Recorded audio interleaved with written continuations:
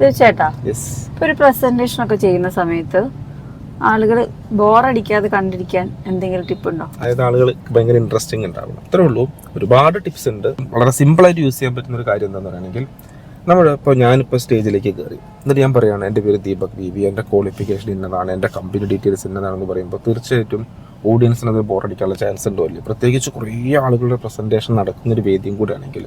അപ്പോൾ ആ സമയത്ത് നമ്മൾ ആ സിറ്റുവേഷൻ ആദ്യം പഠിക്കുക, എന്നിട്ട് ആ സിറ്റുവേഷൻ അനുസരിച്ചുള്ള ഒരു ചെറിയൊരു ക്വസ്റ്റ്യൻ ആദ്യം ഇട്ട് കൊടുക്കുക. ഫോർ എക്സാമ്പിൾ, ഗുഡ് മോർണിംഗ്, എൻ്റെ പേര് ദീപക്. ഓക്കെ, എത്ര പേർക്ക് മറ്റുള്ളവരുടെ മുന്നിൽ സംസാരിക്കുന്നതിൽ പേടിയുണ്ട്, അല്ലെങ്കിൽ സ്റ്റേജിൽ സംസാരിക്കാൻ പേടിയുണ്ട്? കുറച്ച് ആൾക്കാർ കൈപൊക്കാനുള്ള ചാൻസ് ഉണ്ട്.